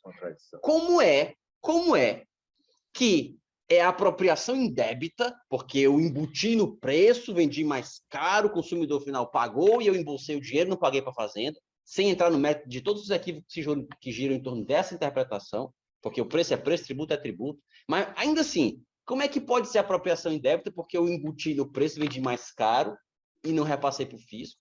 E, ao mesmo tempo, eu estou quebrando a concorrência porque eu não estou embutindo no preço, vendo mais barato para quebrar meu concorrente. Pelo amor de Deus, isso está no item 2 e no item 4 está em mesma ementa. Não é porque está num voto do ministro, no voto do outro ministro, não é porque tem um RE que diz uma coisa, um RE que diz outra. São os itens da ementa que falam isso. Então, nesse caso, Liz, é prisão civil, sim. O contribuinte declara tudo e não paga. É crime. É crime dever. Agora, tirando esse inciso, todos os outros, a fraude é um elemento essencial. Nós poderíamos equiparar o crime tributário ao crime de estelionato, só que a vítima é a fazenda. Então, a pessoa usou uma nota fria, fez um recibo falso. Então, a fraude, o engodo, a mentira documental, ela é essencial. E aí isso faz com que o bem jurídico protegido não seja apenas o erário, e eu não posso falar apenas de prisão civil por dívida, porque eu estou punindo aí a fraude e não a dívida. Eu acho que, pelo que eu anotei aqui, foram as coisas que você pontuou, que eu achei que foram muito ricas, como eu disse. Muito obrigado pelos apontamentos. Pronto.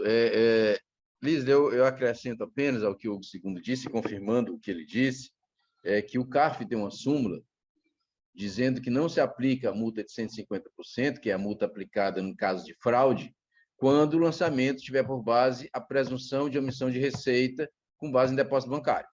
Então, assim, toda vez que tiver um lançamento tributário que tem por base um depósito bancário não justificado, o CARF admitiu, é uma presunção legal, o contribuinte não conseguiu provar a origem daquele depósito, não conseguiu. Então, ele é devedor do imposto de renda, mas ele não praticou uma fraude. Não praticou uma fraude, pelo menos não em razão da presunção estabelecida antes.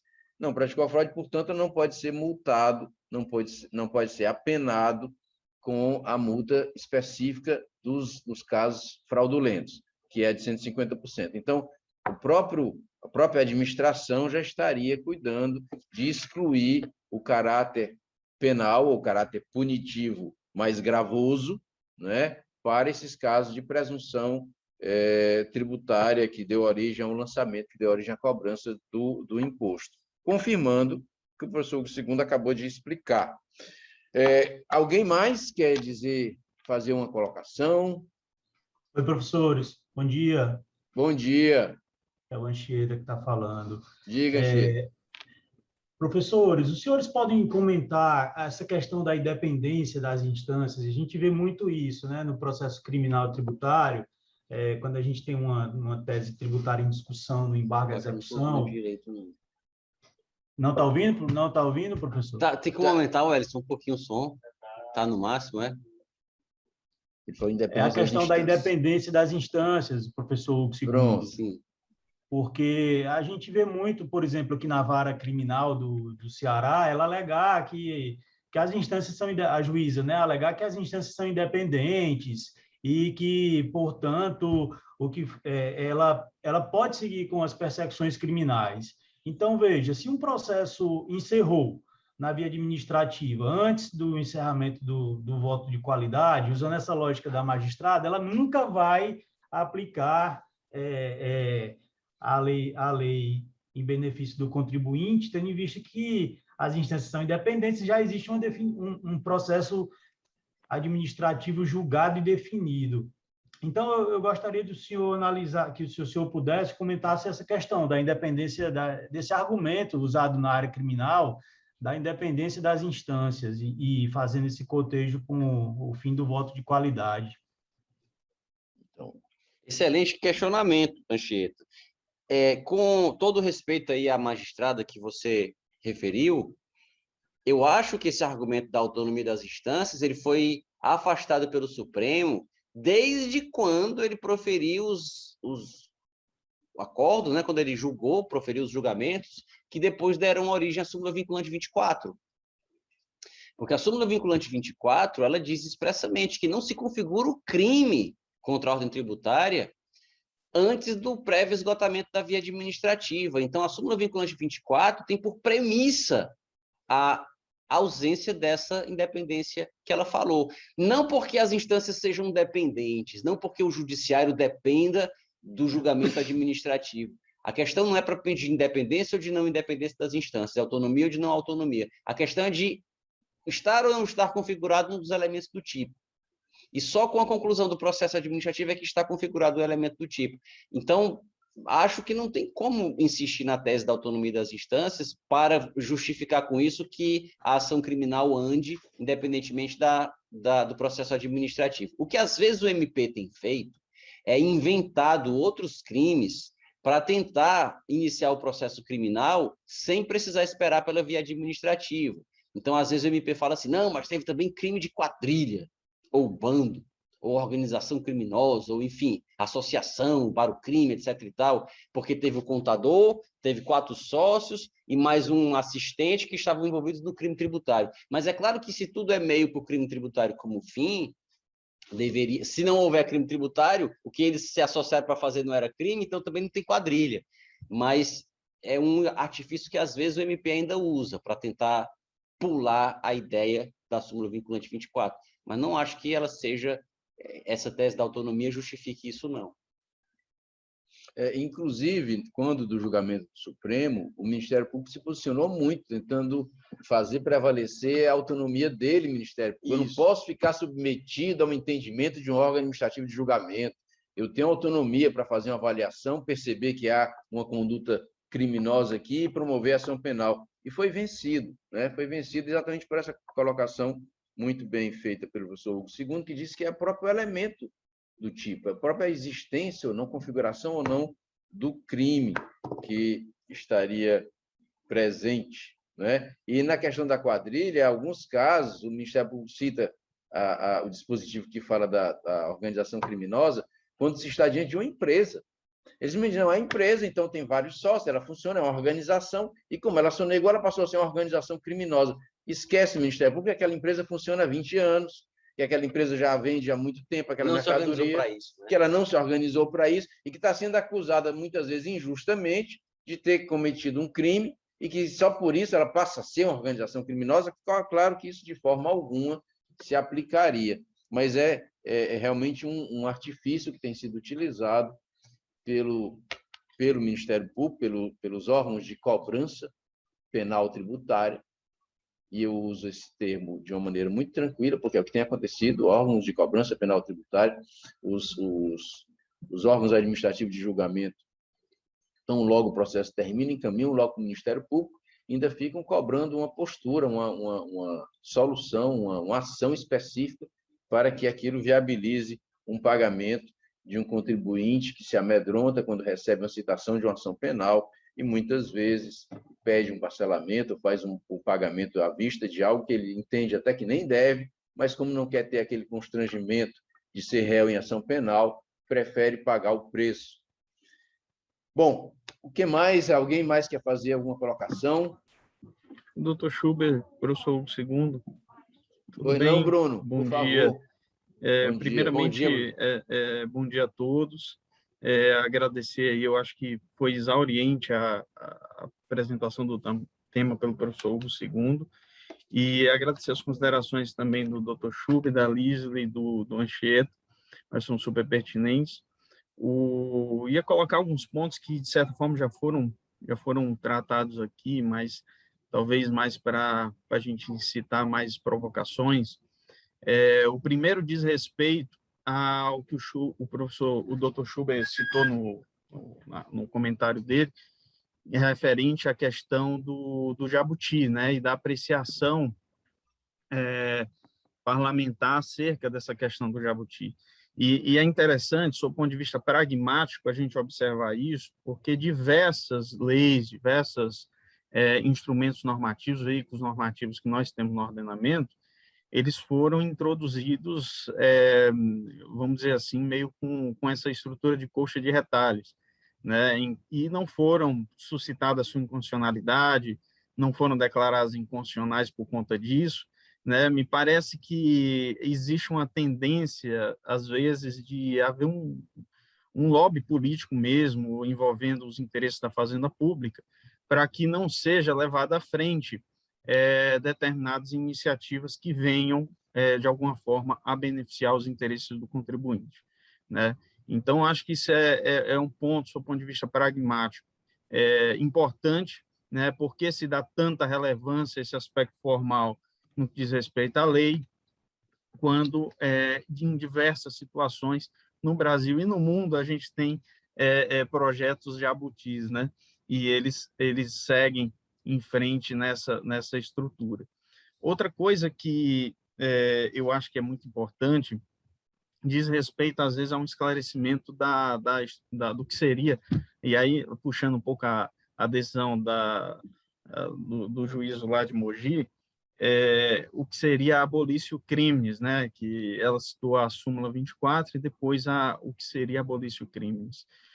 Abolício crimes, em que pese o termo, isso é uma questão terminológica interessante, da ideia de abolir o crime, né, pode trazer uma falsa impressão de que a norma penal em si ela está sendo abolida. Por exemplo, o crime de supressão e redução de tributo não existe mais. Não, ele existe, né? Mas ali a gente tem, pode deixar de existir, mas também pode continuar existindo, mas ali elementares do tipo podem não se configurar no caso concreto, né, como a gente tem nesse tipo de situação. Então, a elementar do tipo ela não estaria reduzida àquilo que está estritamente estabelecido no veículo que introduziu a norma penal, mas ela pode ser extraída de outros estruturas legislativas, né, que definem elementares a partir das quais aquele crime se configuraria como a definitividade da constituição do crédito tributário e falar aí de débito fiscal devido efetivamente,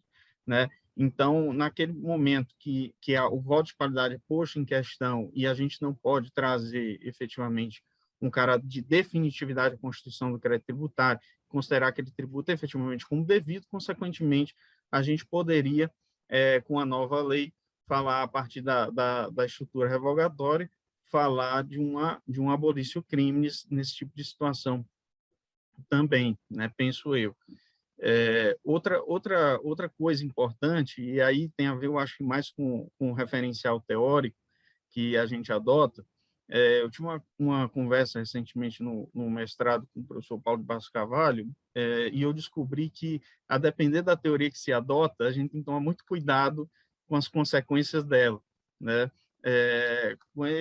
Para a estrutura da visão dele, que é do construtivismo lógico-semântico, ele entende que a notificação do lançamento tributário ela já constituiria em forma definitiva, completa, o lançamento tributário. E a partir daquilo, em tese, a gente poderia falar de tributo devido. E a discussão que foi colocada pelo professor Paulo, não foi só eu que coloquei, é que como a gente veria a súmula 24 sobre esse ponto de vista, né? Porque a gente não teria o exaurimento da esfera administrativa necessariamente, e que como seria a repercussão penal a partir disso, né? Se efetivamente abriria espaço aí já para uma ação penal somente com a notificação. E no entendimento do Constitucional lógico-semântico, aparentemente sim, tá? O que para mim é um absurdo, não concordo, que a partir da notificação do lançamento, em tese, a gente já poderia ir atrás da persecução penal e o Ministério Público podia ingressar com ação penal, independentemente do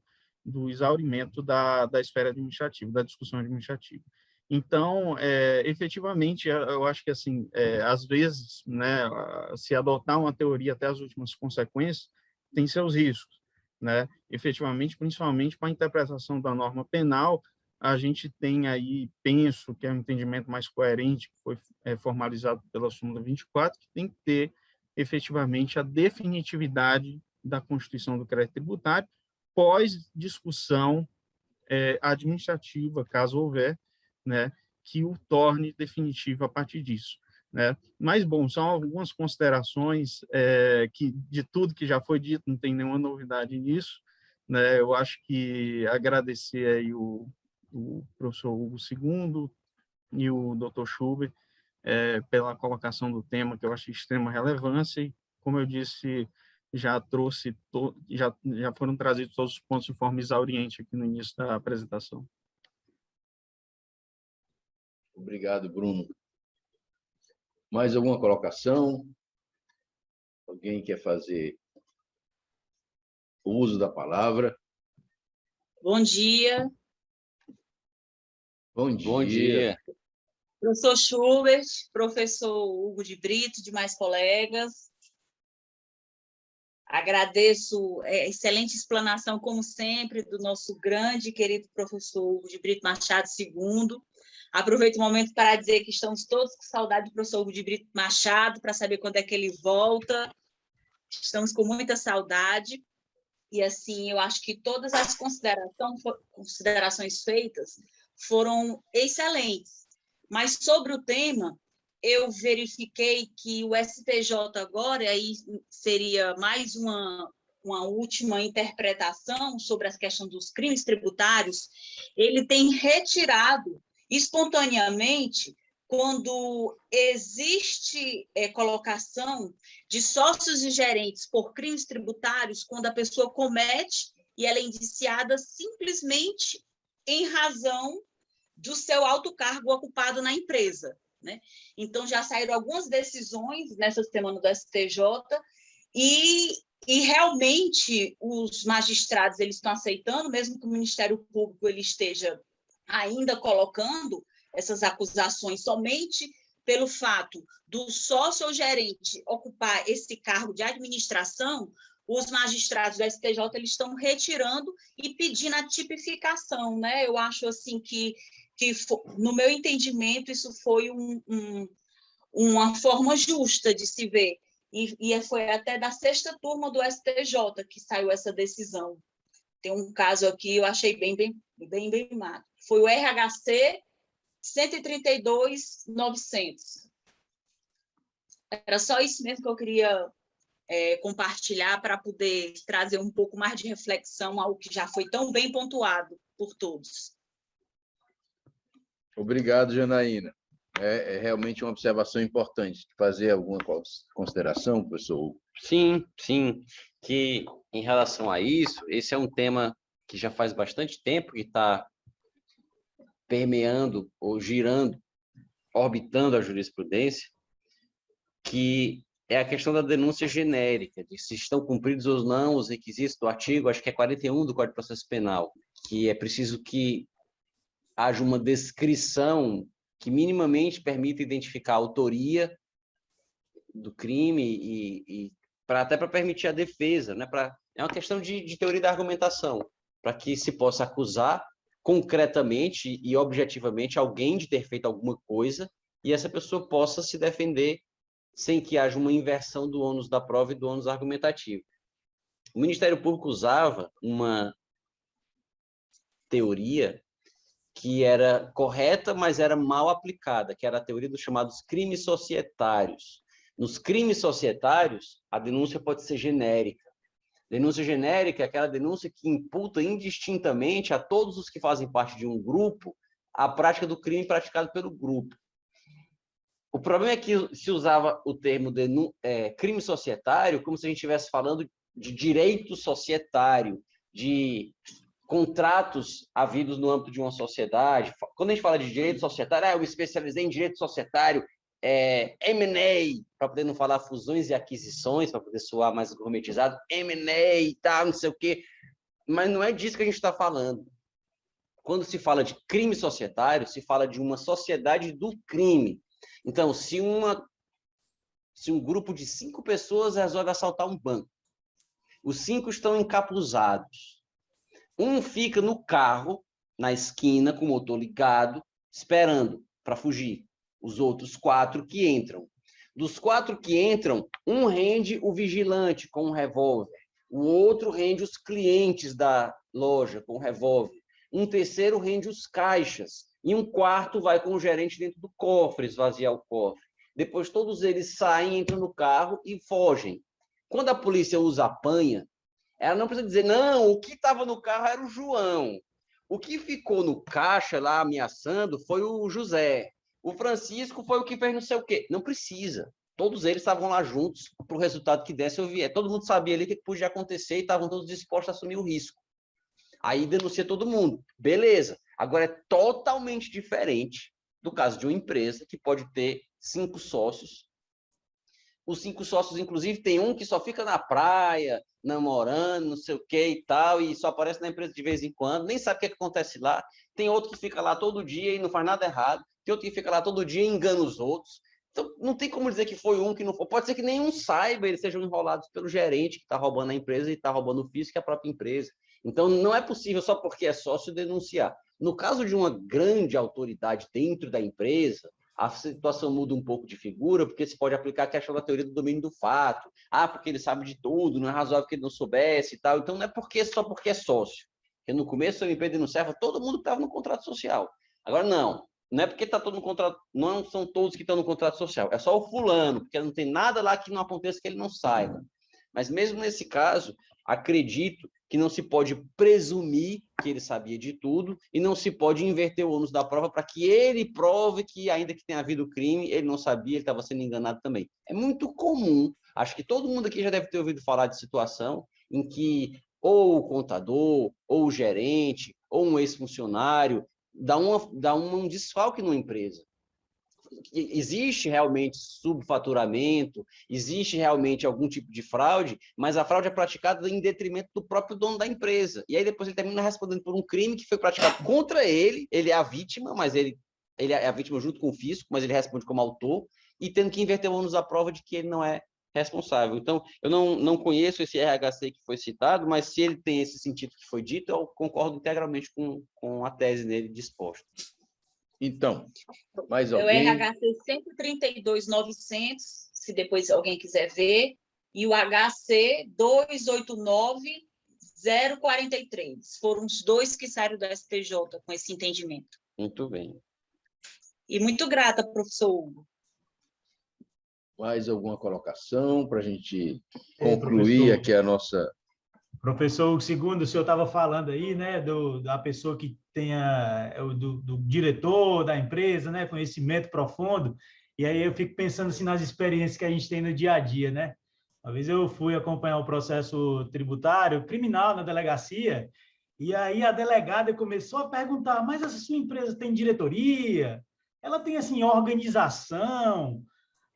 A diretoria, ela decide tudo de todos os setores, o que a delegada estava querendo, né? A delegada estava querendo focar no fato de se aquela empresa ela tinha uma organização, se ela era uma SA, se ela levava todos os temas importantes para a decisão da reunião de diretoria, por consequência, a diretoria era toda culpada pelo crime tributário. Então, a gente tem que, no dia a dia, né, ter muito cuidado na condução desses processos, por conta desse viés, né, que ele já adota. Não, se sua empresa é organizada, ela não falou no domínio do fato, mas se sua empresa é organizada, leva as decisões importantes para a diretoria é toda criminosa, entendeu? A gente passa Exatamente. por cada uma, né, no dia a dia. Mas foi muito bom, professores, a explanação dos senhores. Muito obrigado. Eu acho que se ninguém tem mais dúvida, o doutor Schubert pode encerrar. Vou fazer as vezes do senhor, doutor Schubert. Eu tenho mais um questionamento, aproveitando aqui, não é exatamente relacionado ao tema, mas sobre os crimes contra a tributária em geral. A norma que extingue a punibilidade em razão do pagamento é bem específica, né? Fala, extingue-se a punibilidade dos crimes descritos na lei tal quando for efetuado o pagamento. Vocês acham que é aplicável à remissão também? Porque eu identifiquei alguns julgados de tribunais que dizem que a lei fala especificamente sobre o pagamento e não é aplicável à remissão. Por mais estranho que possa parecer, porque os efeitos são o mesmo no que diz respeito ao crédito tributário. E aí eu gostaria de ouvi-los a respeito. Liz, eu conheço uma decisão, não tenho o número dela aqui para referir, tá? Que eu não fiz a pesquisa específica desse ponto, mas eu conheço uma decisão do STJ que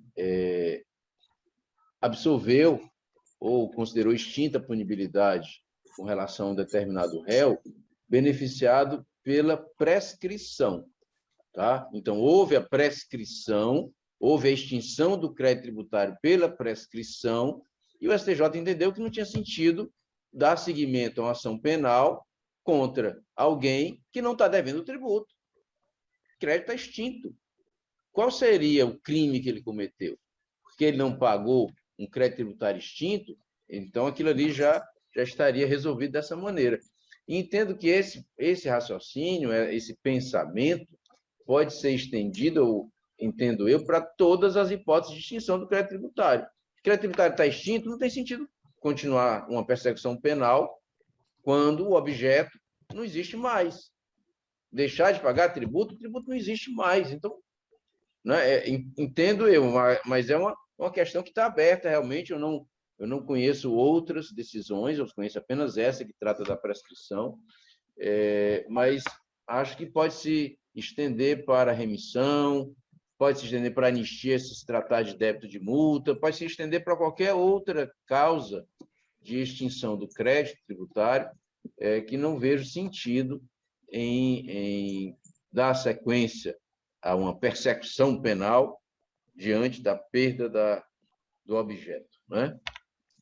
Eu acho que, sendo uma causa de extinção do crédito, que é também uma causa de quitação, que seria um exemplo de pagamento em sentido amplo, né? Então, se tivesse sido conversão de depósito em renda, compensação, se tivesse sido ação em pagamento, aí nem se discute, acho que nem seria o caso de discutir. Mas concordo que até nessas outras situações em que o crédito, por alguma outra forma, é extinto, como no caso de decadência ou prescrição, remissão, então não teria sentido mesmo. A jurisprudência tem sido, em regra, ela tem sido mais assim, favorável ao entendimento ampliativo dessa exceção da extinção da punibilidade. Então, casos em que o tributo não é pago, mas houve um parcelamento, casos em que o tributo não foi pago ainda, mas a execução está garantida. Então, já foi movida a execução fiscal está garantida com um bem que é superior ao valor do débito.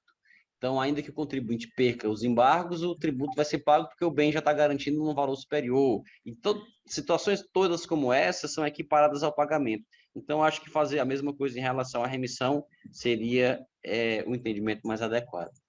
Professor Schubert, está me ouvindo? Sim. Mas, professor, eu quero mais uma vez parabenizar. E eu tinha tapado a câmera aqui com papel, que era para o pessoal não fazer aquele negócio de roubar a gente. Desculpe. Eu quero mais uma vez parabenizar a nova postura do Instituto de discutir casos concretos e não pela exposição propriamente da gente, que é menos versado na linguagem jurídica, mas pelo fato de termos uma supervisão. Nós temos aqui um doutor Hugo, segundo o doutor Schubert, a quem eu respeito muito pela linguagem, pela postura, e o que se está discutindo agora é uma degeneração do direito tributário há muitos anos, isso deve fazer 15 anos, em que o INSS, por uma lei, inclusive, ela pegava o processo administrativo e já transformava em processo penal. Houve um trabalho do doutor Hugo, divulgado na revista da Associação Brasileira de Direito Tributário em Minas Gerais, esse trabalho muito forte, mostrando isso que foi exposto agora, que seria impossível do ponto de vista jurídico, do ponto de vista de respeito aos princípios da Constituição e jurídicos, de modo geral, considerar crime sobre uma apuração que não foi feita. Quer dizer, que só se poderia falar em crime quando houvesse, começar qualquer coisa penal, quando houvesse a conclusão do processo administrativo. E essa defesa do doutor Hugo Machado, esse artigo excelente, a que eu me dediquei muito a estudar, porque na época a gente sofria muito com isso, chegou ao Supremo e o Supremo, então, decidiu que sim, só poderia haver a persecução penal depois que houvesse a decisão em processo administrativo.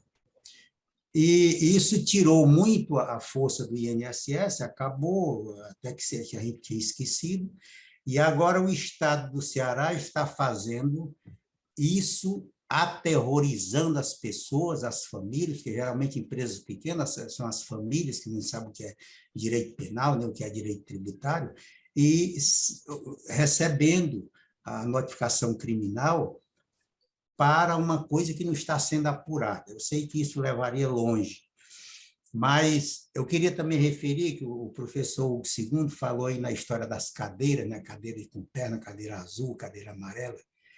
Uma época em que eu quis estudar filosofia e desisti no primeiro artigo, quando se foi estudar o problema do vocábulo identidade, em que você comparou um pé de Benjamin, que deve ter milhares ou milhões de folhas, e o filósofo dizendo que aquilo nenhuma era idêntica. A identidade é uma coisa muito concreta.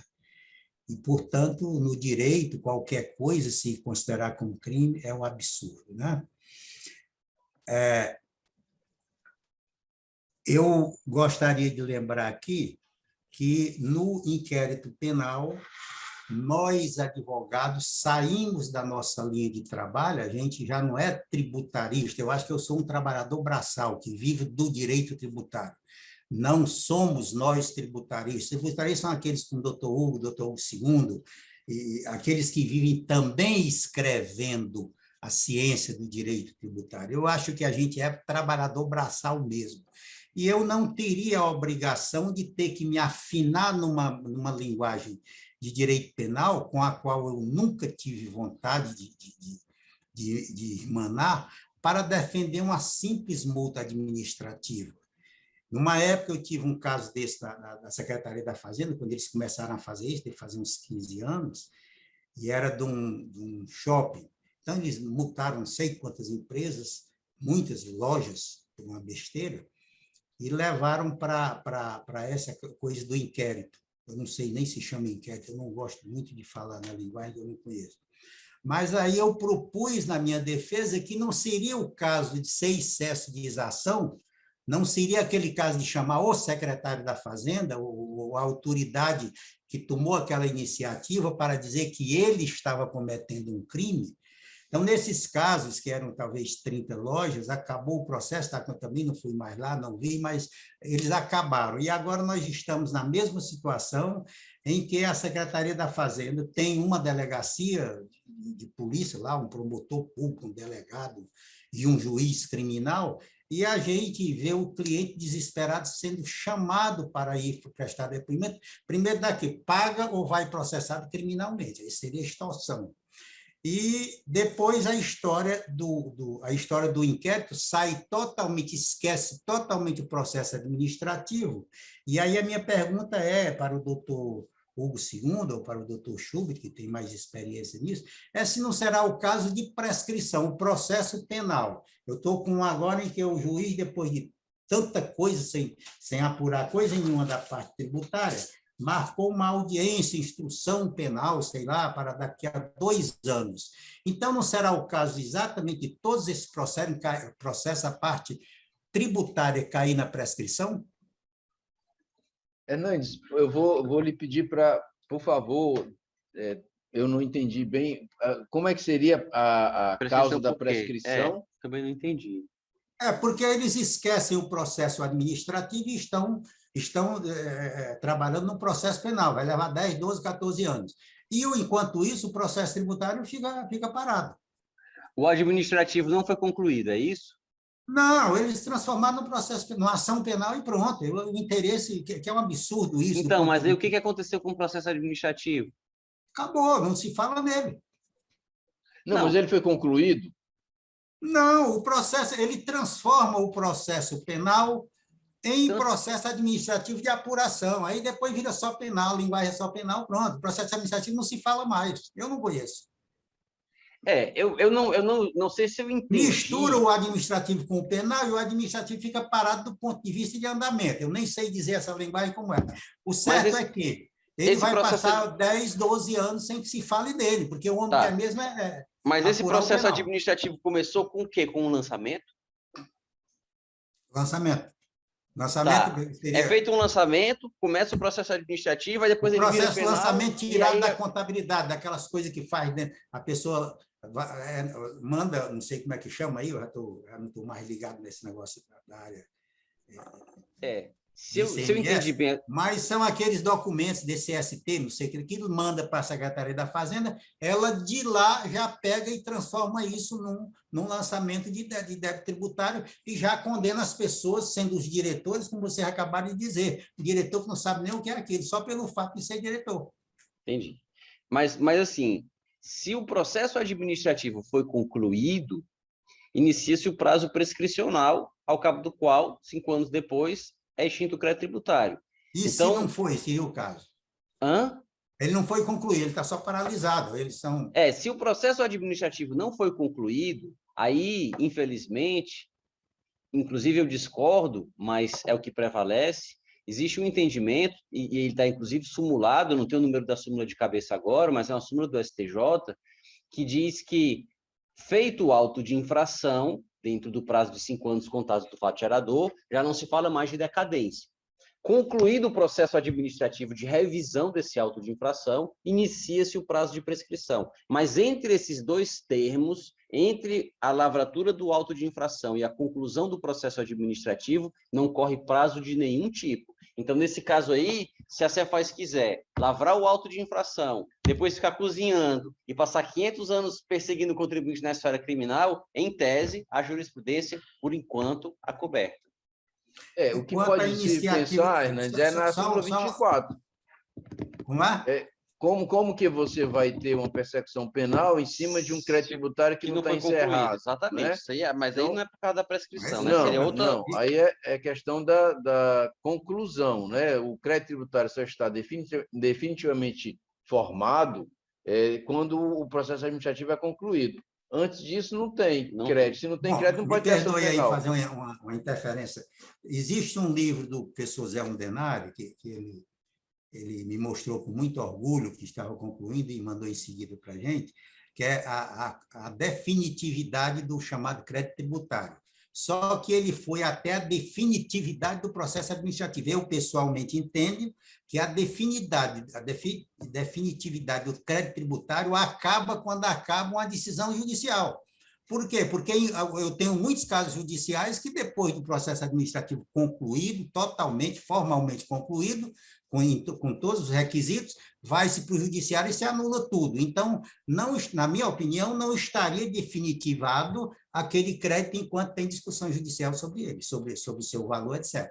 Mas a segunda parte da pergunta é a seguinte: e quanto à iniciativa do Estado, da autoridade fiscal, de processar criminalmente uma pessoa em processo como se fosse uma cobrança de tributo? Não seria o caso de aí também estar havendo excesso de ação? Bom, aí o processo já terminou, o lançamento já está concluído. O processo, só o fato da iniciativa, porque o processo de... o Estado inventou Serasa, não sei o quê, protesto, 1030 coisas, e agora criminalizar o simples fato de haver uma possível dívida fiscal. Então, essa iniciativa não seria também excesso, que é naquele artigo que diz cobrar e tal, e tal, tal? Bom, Hernandes, tem uma lei que prevê o crime tributário, né? Então, a lei prevê... Quando o ente público cobra indevidamente mais do que o devido, etc., etc., ou usando meios vexatórios, ele estaria cometendo um crime de exação. E nestes casos? Sim, pode ser. O artigo 316, parágrafo 1º. É raríssimo, eu nunca vi esse artigo ser aplicado, mas seria o caso. Contra o contribuinte, é por isso que eu reclamo muito da ausência da OAB, a ausência que eu digo no sentido de atuação mesmo. Nós hoje temos várias como é que a gente chama? Comissões de direito tributário, disso, daquele. E no direito tributário, nós teríamos o poder, como OAB, não como advogado, mas como OAB, de atacar. Por que é que só tem crime contra um lado e o outro lado? Eu sei que não se apura, mas a defesa do professor Machado é de inclusive, e eu estou totalmente, plenamente de acordo com ela, é de inclusive a responsabilidade pessoal da autoridade. E eu já tentei, o doutor reclama muito que é preciso, eu já tentei. A indenização vem que não dá para comprar um alfinete.